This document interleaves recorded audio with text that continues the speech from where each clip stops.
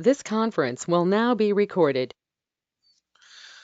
So good morning, everybody. Welcome to the EntraPass version 8.10 presentation. This is our third one. We had pretty good groups, and we have a pretty good group also today. We're very excited to talk about 8.10. It has some really nice features that I actually like, and a lot of our customers are gonna like big, heavy, powerful features. But it also goes back to the roots of access control and has a lot of little features that you guys have been asking for. We spent a lot of time doing these little things to make everybody happy. They're not crazy multi-million dollar features, but it's stuff you guys have always been wanted, so we actually added them in the presentation. So I'm very excited about a lot of them because I really like them. So if you guys can stay, you'll really like them also. So let's start. First off, we have new firmwares for our controllers. We have the KT1, the KT400s have a new firmware, and a new device called the IO module has a new firmware also. So just new hardware, firmware for all the new stuff, just general fixing of issues mostly, but also new stuff that we've added, and you'll see them in a few seconds what they are. So a lot of cool stuff. First off, this software applies to all editions, special edition, corporate, and global edition, along with hat tricks. So everything you see, unless it's something specific to an edition, is available to everybody. Unless it says on top there, you'll see only corporate, only hat tricks, and so on. So it's available for everybody. We're very proud to support in 2019. We are now supporting Windows 2000 and Server 2019. This is the new OS Microsoft just launched. We were able to squeeze it in the software, did our tests, and we support it in the software with our new version. So if you have 8.10, you can definitely upgrade to the newest Windows OS. Our data sheets say Data Center Edition. That being said, we support all Windows 2000 Server 19. We just can't test the 8 editions of it, right? Um, One of the features that we've added is this guy here pulling his hair. Is if you ever ask yourself who, where, which, when, kind of a reporting requirement in Cantech is the reports are pretty good. I think they're very complete, but there's always more that's needed in the reports. There's always more. And after this, there'll even be more stuff required, right? So a few years ago, we launched our database access global edition, which gives you a pretty robust reporting engine. But some of these questions were still left around. So we are very proud to introduce something called the Audit Trail. The Audit Trail is a brand new feature available with all editions, special, corporate, global, and hat tricks. All of them have it included. It is a included a feature. You don't have to pay for it. You simply have to activate it and use it however you wish. The audit trail solves a bunch of things. It solves the following: which component was changed in which field. So, for example, I want to know who changed what and when. We knew the when and the who and which component, but now we know which field they changed. So when I modify a card, I get I get to know which access level they changed. I get to know which card information field was changed.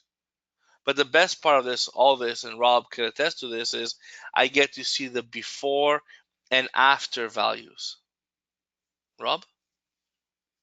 Yeah, this has been a big item for a lot of people. And in the last training class I did in Seattle, one of our attendees here was there, and it's something that his entity specifically has been looking for a long time as well. It gives the ability to really drill down and find out exactly who changed something historically, whereas in the past we had to go back and hopefully had an older report who had this access level, and now all of a sudden it's been changed, and now we can see what was changed. But with this audit trail, we have the ability in a snapshot to find out exactly what was done and by whom, which is more important. Yeah, thank you. Now, this is available, like as I said, for all editions. It is available natively in all products. You have to activate it going forward. You get to choose which components. Primarily, you're going to be using it for the cards, which is like 90% of the requirements, but you have the choice of tracking other components. We did this for the entire platform, right? For access levels, for accounts, for doors, cameras, everything that is related to EntraPass. All these tables, all the save buttons can be tracked if you want them to be, right? So if you're doing an operator, for example, you can say, I want to track the cards, the card type, the access level changes. So if somebody modifies a door in an access level, I want to know what the access level was before and what it is after. So this makes it very practical and based on space, because this will take a bit more space. We're not talking terabytes of space, but we'll take a bit more space on the hard drive. You can limit how much retention you need. You can limit in a choice of 16 transactions, so 16 modifications per component. So that's 16 card changes of that card, 16 card changes for Bob, for Peter, for Nick, or 5 years retention. So all configurable from 1 to 16 or 1 to 5 years. It makes it so if you have a different standards for your NERC and all that stuff, you can specify the years of retentions that you can pick in there. Pretty cool. Nice. You guys excited about this? You're all applauding yes, but you're all on mute, so it's good. We added two new buttons. One is in every of the save buttons. So if the component is activated to be able to save something, to audit something, you'll see a little red, green, yellow, and blue database looking cylinder. That's called our audit trail. And when you click on that, it will give you the report that's needed. So you could run a report per component. So give me all the changes that Bob has received as a cardholder. So if you're auditing Bob, for example, as a cardholder, you can run a report and see which operator changed, what they changed, when, and what the old value was. But what if you're tracking an operator or you want to see something more universal? Under the system and operator, you can now track and say, give me everything that Peter, the operator, did, right? Give me all the changes he's done in the system, regardless of the menu. Obviously, the feature has to be activated for that menu, but I will see that, hey, Bob has changed, Peter has changed 33 cards in the last 25 minutes. What is he up to? Why is he changing so many cards? And what has he changed in these cards? All that information is available centrally also. As you guys can see, the built-in report tool looks like this. It is now auditing Bob Smith, one of our card holders, and he's been modified by Bob Burton. Only Bob's working in this company. All right. And in here you have that he was modified 4 times. And particularly on this transaction, I get to see what was changed. The email was changed, and the email went from nothing to this email, whereas the end date went from this date to this particular date. So you have all that information available directly here. You can right click on this and export all that information in a CSV report. So if you want to manipulate it or sort it or do more tracking, you can definitely right click and export every transaction separately, or you can export all the transactions at the same time. Rob, any comments? Other than the fact that it's awesome, no. Thank you, Rob. Thank you for enforcing it. Now, a little thing to be aware of, there's two field names here. One of them is called the field name, and that is the database name. Most of them are very easy to understand, like email and end date. Notice the end date has no space, whereas the field description has a visible name. We are translating all the names, but there are thousands of names in here of fields. Some are not translated. We put a primary focus on the cards so we know which ones they are and the field ones.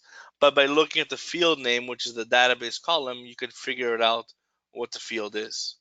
So if you're doing very heavy reporting, you may have to go via the field name. Nothing crazy there. Any questions on the database access, the audit trail? Again, available for everybody. Activate for free, included in 8.10. Simply requires activation going forward, and you can start using it. One of the questions I had received was, can I backtrack a report? Unfortunately, no. If you haven't activated the feature, you will not be able to go see what was modified beforehand. So if you're in 750 and you upgrade, let's say, you can't see what was modified before, the before after. And to give you an example, 2,000 transactions is approximately 2 megs. So give you an example how much space more you need for this. So on top of all this audit trail, our R&D guys have been working on this audit feature for a little while. So our hardware guys didn't do much. No, I'm just kidding. They were busy. So we are introducing a new hardware module called the I/O module.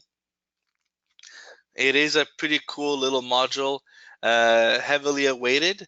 It is not available yet. It is available with 8.10, but will be available throughout this summer. I don't have an exact date, but will be available soon. Now, granted, summer starts in 4 days, but also lasts 3 months, right? So, great little module. It's one module.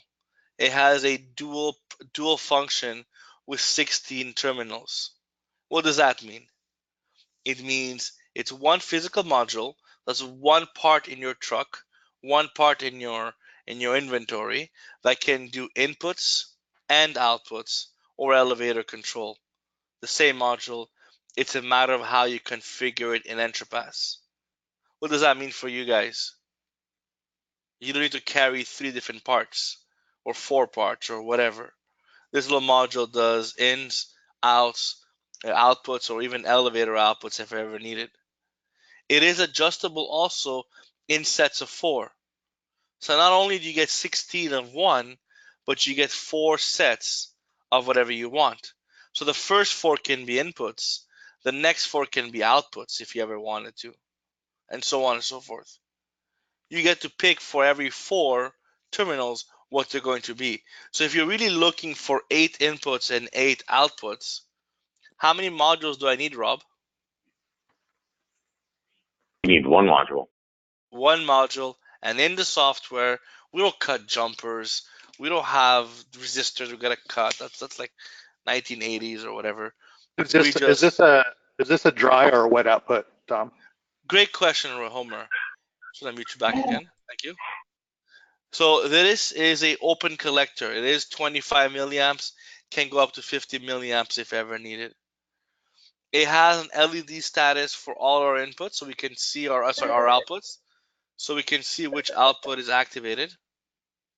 All right, and all our inputs can have no end of line, single end of line, or double end of line supervision if ever needed, all from the software. These are outputs like Homer was asking.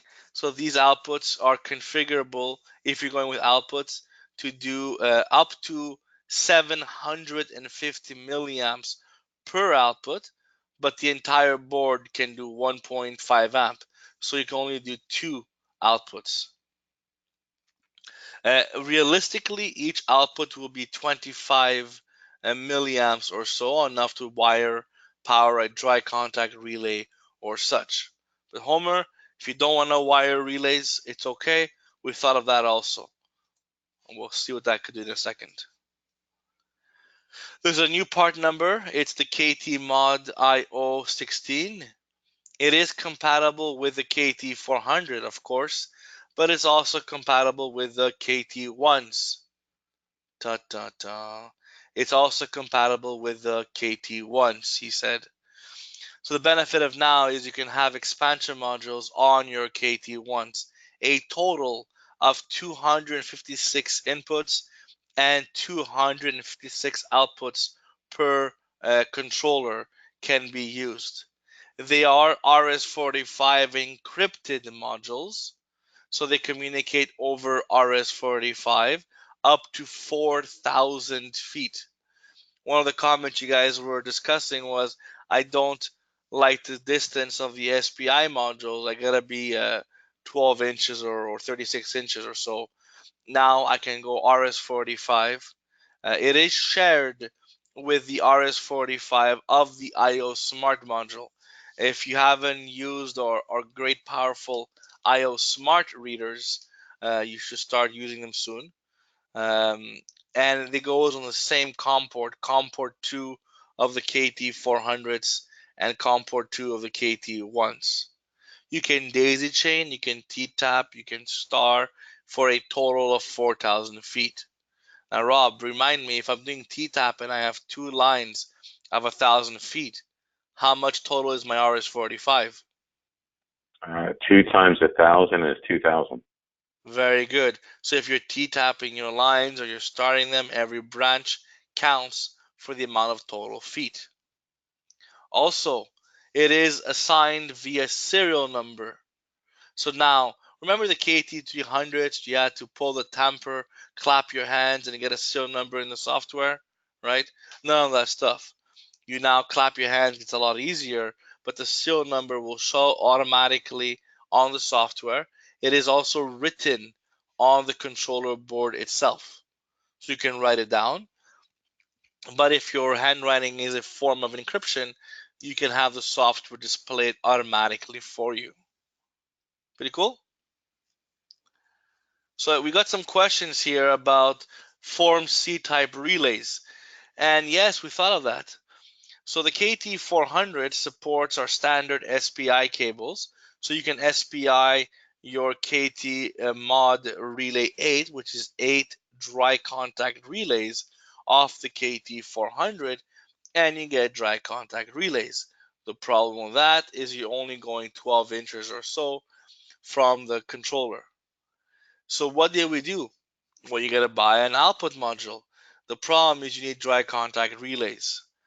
The third terminal of every output module can be converted into an SPI. In the software, you can say the third set is no longer an output or input, but it's an SPI extender. What does that mean? I can now hook up 8 dry contact relays off the SPI off the third terminal and hook up my dry contact KT Mod Relay 8s. Up to 8 per module. So if I want to do many elevators, I can do one output module, 8 relay modules off that, another output module, another 8 relay modules. That's pretty cool, guys. Why is that cool?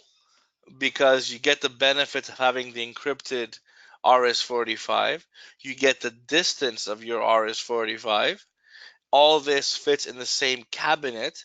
So the same KT mod cab that housed the relay modules now houses the SPI and output modules.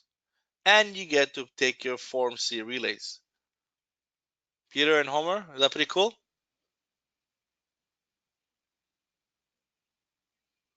Rob, you think it's cool? It's very functional. Excellent. Yeah. So again, if you're doing elevator control, you can actually plug in one of these modules. Yes, you have to buy a module, and then go the relay module all the way to the elevator. So you can bring the I/O module over RS-45, encrypted, very far from the controller, and then in the same cabinet, pull your SPI cables.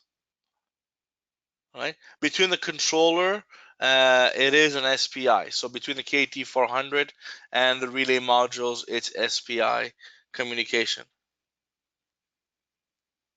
And between the relay modules and the controller, it is RS-485 encrypted. Now, as I was saying, each of these relay modules, these IO modules, can do a 12 volt, 1.5 amp of power. Typically, on a standard setup, it's on average 25 milliamps per output, and you put dry contact relays off that. So typically, it's a 12 volt, 500 milliamp to power the module itself and have 16 outputs. It's 45 milliamps for the board and 25 milliamps for every output. If you're doing SPI modules, don't forget that each one takes 330 milliamps, so you have to put an external power supply for SP or SPI like you were doing before, right? So you still had to put external power. Same thing here. We don't have MSRPs here. Rob and I only propeller heads. But it will probably be mostly the same price as the SPI modules. One of the benefits, as I was showing you here in the software, you have a serial number, you type it in. If you don't have the serial number, you can see it in the software or grab it from the software. And you can configure each of the 4 terminals the same or separate as inputs, relays, elevators, or SPI modules. Pretty cool, guys? Again, if your handwriting is a form of encryption, you can go in and grab the module serial number off the RS-485, similar to how the KT400s work with the IO Smart or the KT1s. You can get the serial number of your IO Smart reader. You can get the serial number of your IO module. What are the benefits of all this, guys? You guys asked us for some improvement on the SPI. You guys asked us for flexibility. You guys asked us for distance, encryption, supervision. We did all that with the module, right? You just gotta buy the relay module if you want. But one of the big things we did, and people are really happy about this, the KT1 now can do up to 64 floors and do 1 elevator cab of 64 floors. To me, that's the best part of all this. Is you have a 1-door system. Either you go with a KT300, which is limited in functionality, or you buy a KT400 and 3 doors go to waste if you only have 1 door. Now with the KT1, 1 door, that's all you have. You put that in there, you put your expansion modules, and you're done. Rob, any thoughts on this? No. Good. Thanks for the help. So the IO module is coming out a bit later this summer. It is available with 8.10. So if you have 8.10, you'll be able to start using the IO modules themselves. Okay, but they're not physically available right now. Just remember, they're coming out very, very soon. Another big change is the Asa Abloy Aperio lock improvement. A lot of you guys were asking, how do I improve my Asa Abloy experience? Now, the KT1M, itself will be able to do 8 wireless locks instead of 2, right? So if you want, you can do 8 wireless locks like the KT400. The KT400 was 4 wired locks like before and 8 wireless locks, whereas the KT1M can now do 1 wired door like before, but now 8 wireless locks. That's huge, guys. Why is that huge? Because now the KT1, a cost-efficient 1-door controller, becomes a 9-door access controller with wireless. So if you're doing a lot of wireless, it's a lot more efficient to put a bunch of KT1Ms than a lot of KT400s and waste your wired ports, right? So you can deploy more with less. Furthermore, I didn't put a slide for this.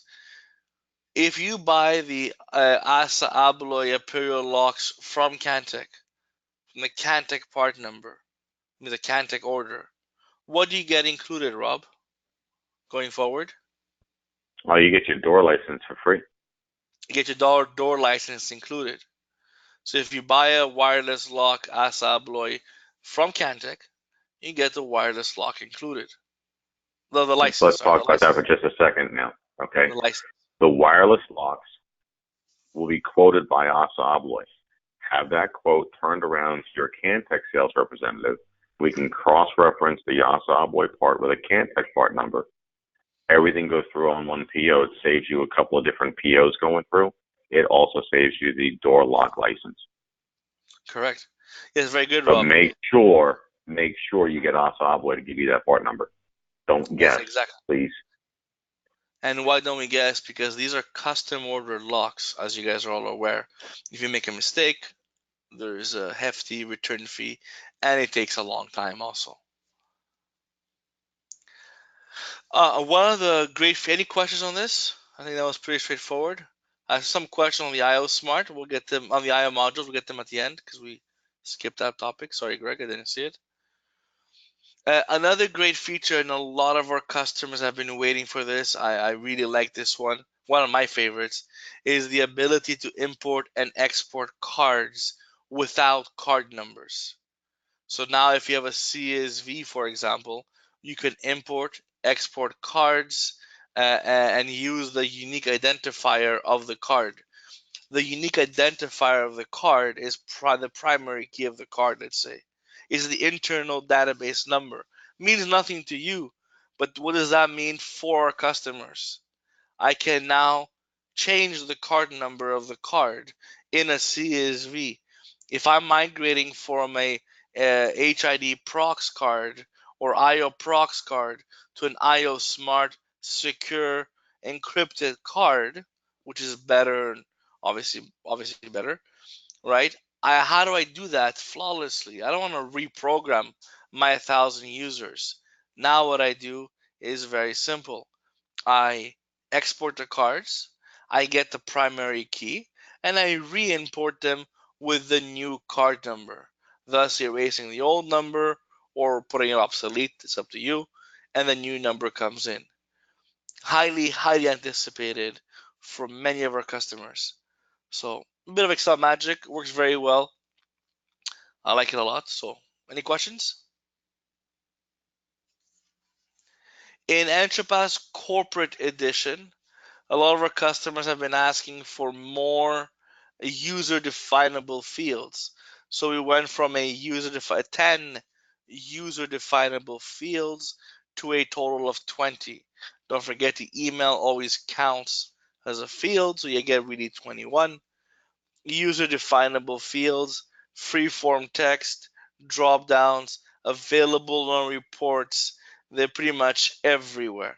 So before you had 10 in the reports, now you can have 20 if you want to filter by them. You can search, you can do whatever you want, like you've done with this.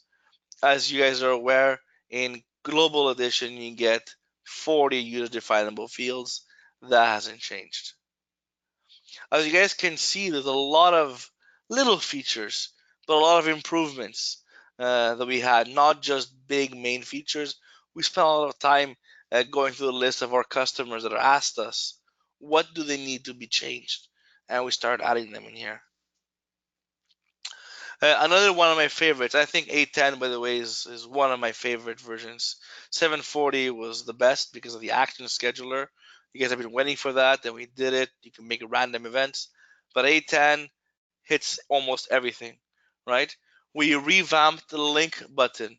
So the link menu, which gives you a list of who's tied to what, has been completely redesigned. It looks better. That's why I like it. Not just that.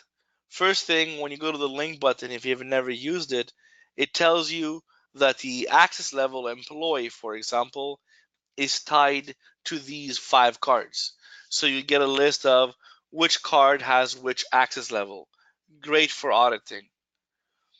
What we did is first we redesigned the menu to make it look more of a table, to make it more legible, let's say, right? But also we added the possibility of adding an extra column in the link menu for you.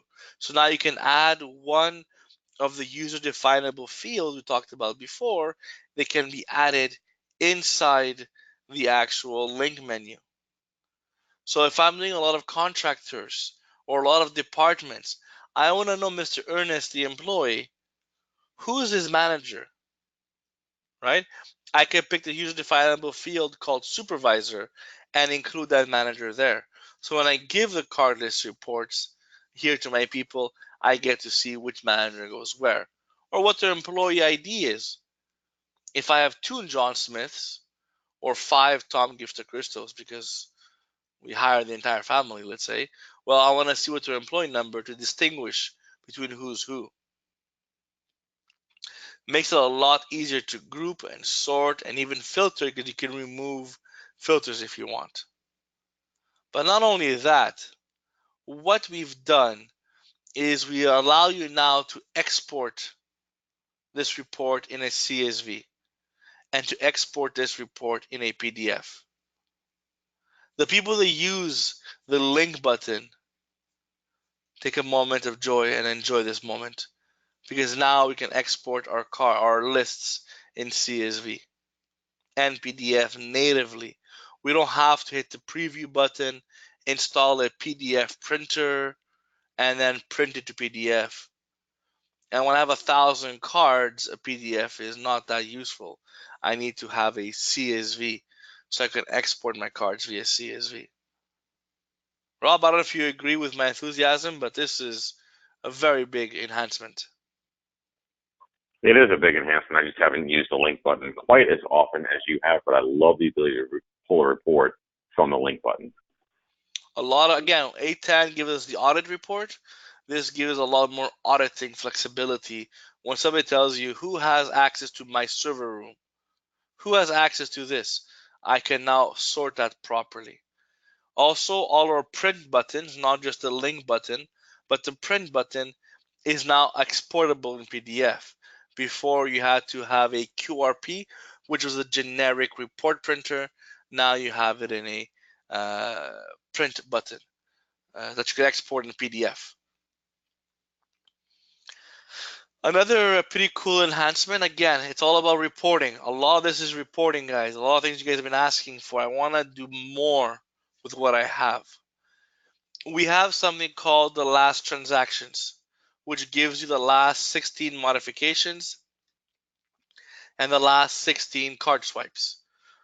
That in some systems can last you a week, maybe 2 weeks.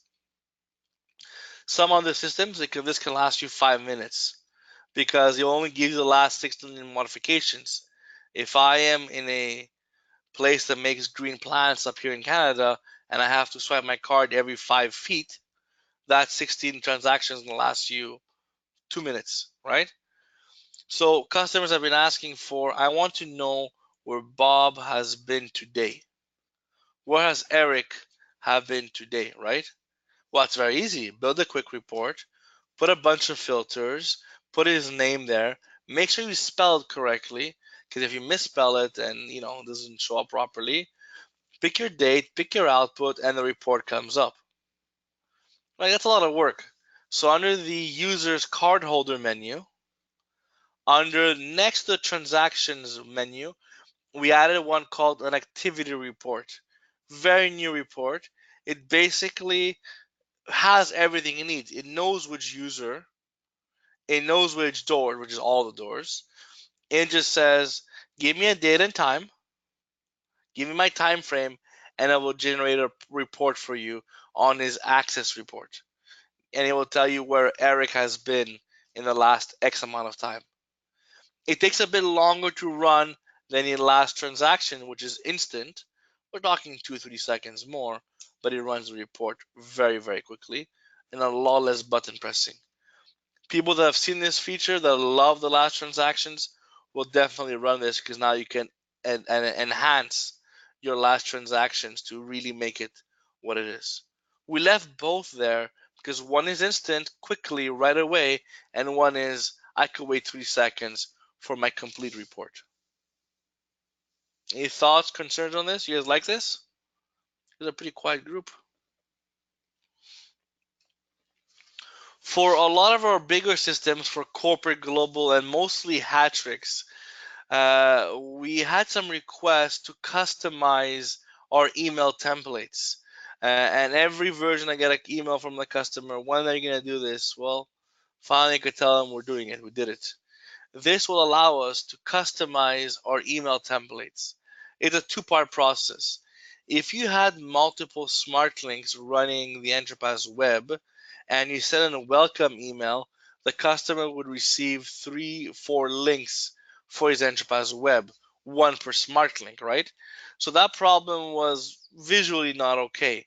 But also people didn't like the text that was there, or they wanted to add their helpline, right? My EntraPass Go is not working. Who do I call? I don't know, right? So we changed all this where we can specialize which smart link will be included in the email report that's going to be sent to the customer. So, for example, this smart link will accept the EntraPass Web and EntraPass Go and all that stuff, but will not include the link in the email. That's very practical when you have the 3 smart links in a load balancer. You won't have 3-4 emails going out with a bunch of links confusing the customer. But with that, we allow you now to personalize the EntraPass web welcome email, the GoPass, the operator disabled, the Hatrix field appointments. All these emails can be configured now. The header, the footer, and part of the body can be all changed to include different information. Some people didn't like the word powered by Cantech. They want to say powered by their company. And if you have any problems, call this number. Somebody gets an email and goes, this EntraPass Go link is not working on my BlackBerry. What do I do? Reading our email is just a generic email. I guess I'll call Cantech. Now you can put your tech support number, right? You can put your information in there. A lot of people really like this change. Rob?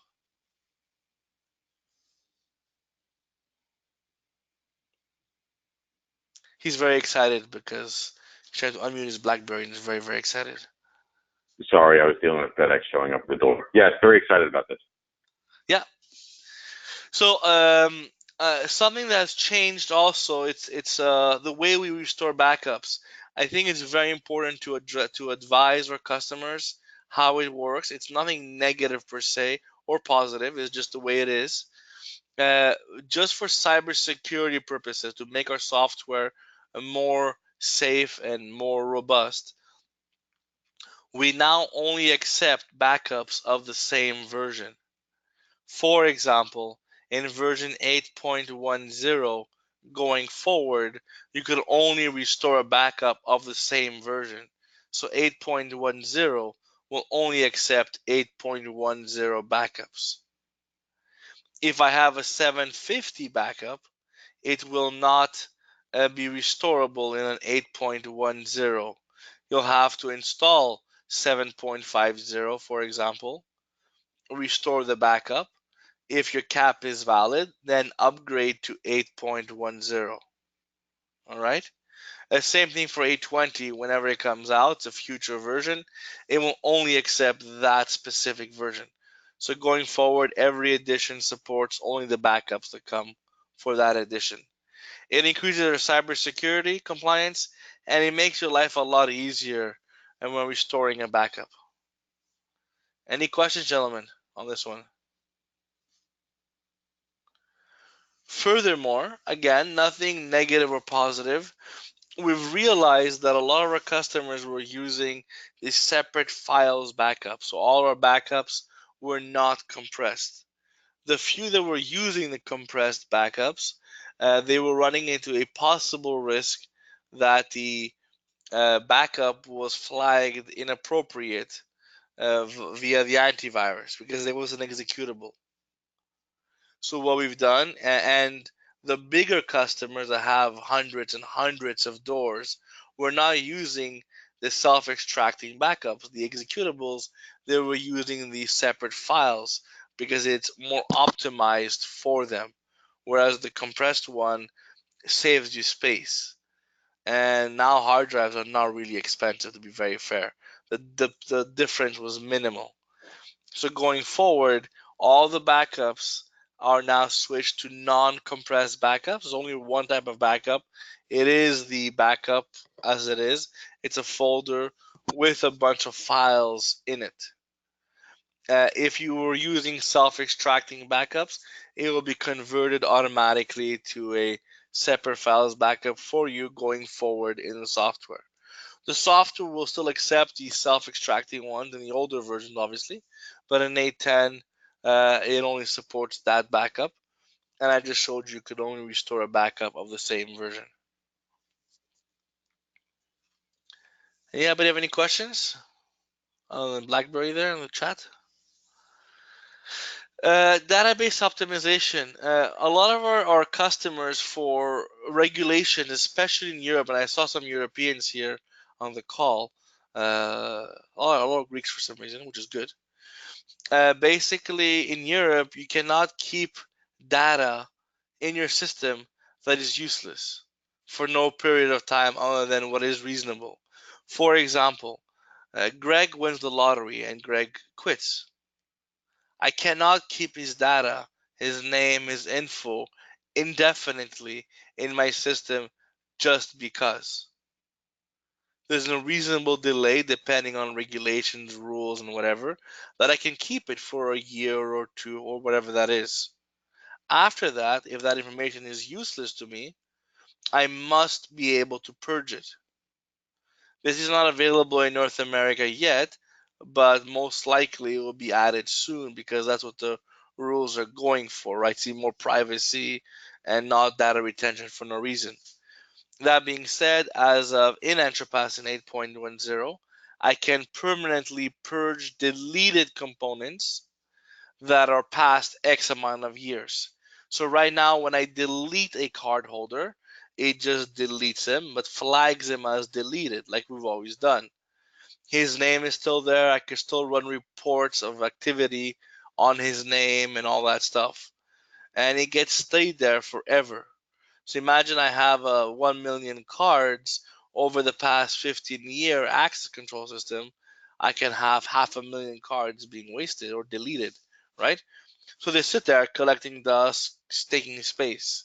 So now I can configure that every 2 years, it verifies that the card has been deleted for 2 years and it permanently removes it from the system, right? The benefit of that is it purges the entire database of cards that have been deleted, components that have been deleted. It also deletes the JPEGs that are part of the picture. The picture gets removed also. I had a customer that had over 1.6 million pictures as JPEGs. You know how much space that is on his hard drive and how much we're backing up every single night? He only had 100,000 active cards. The problem was all these were visitors. This would solve all this problem. Makes our system more efficient. You can upgrade a lot easier, and you save a lot of space. We have a customer that has many thousands of doors.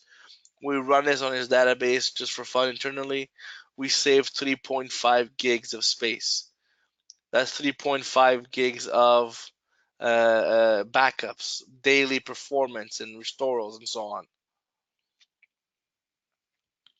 EntraPass Go. You're like, ooh, new changes on EntraPass Go. Yes, of course. EntraPass Go now has the login message. So when you log into the EntraPass Go, you can now have the default login message that was created in the software. So when operators log in, they're advised that there's going to be an upgrade. We realize that some of our Hatrix partners or cloud partners or clients of them never use the enterprise web. I have a 4-door system. I have 20 employees. Why would I go on the web? I could do all my changes on my iPhone or Android, right? So I take my cool Android, I log in, do my changes. Because of this, now we can have a login message advising our customers of changes, maintenance, windows, or whatever like that. All right.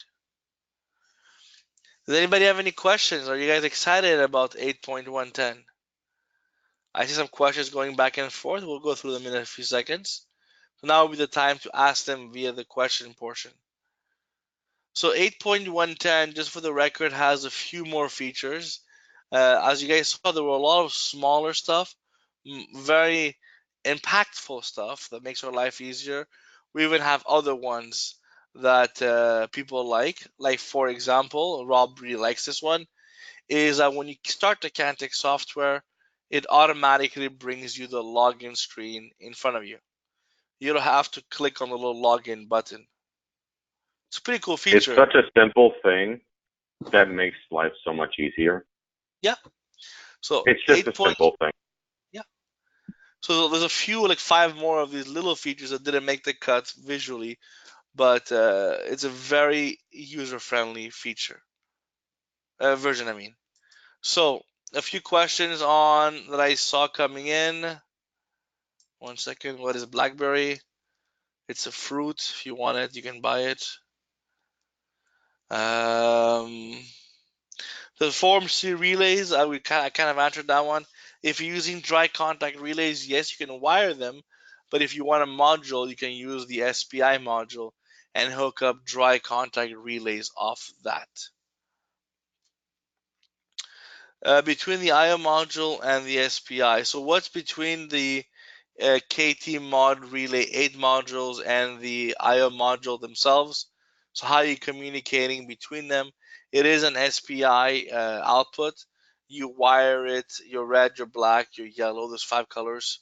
You wire them up one after the other, like the manual says, on your third terminal of your IO module. It's still SPI.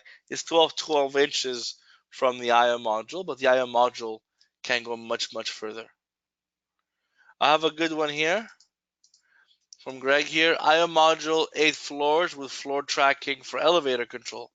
So yes, we can definitely do elevator control 8 floors. That's half the board. And if you want to do, that's 8 outputs. And if you want to do floor tracking, you have 8 inputs coming in. So on the same board, you can do 8 out, 8 in, and now if you're doing and you're tracking who pressed what button, all off one module, cuts down the cost significantly now for a smaller, medium size elevator system.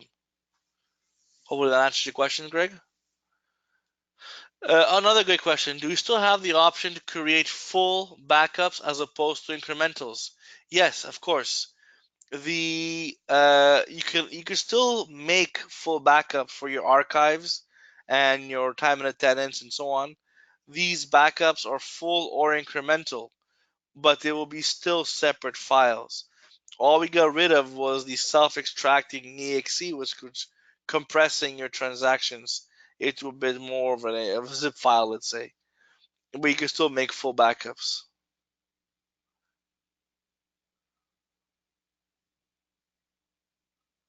Another good question. If one restores old backup, say of 2 years ago, will it automatically also delete the records that are older than 2 years. At every midnight, it verifies when the record was deleted and will delete it accordingly. So it might last a day or two, and the card will be gone, or whatever that component is. Any questions? Do you guys like 8.10?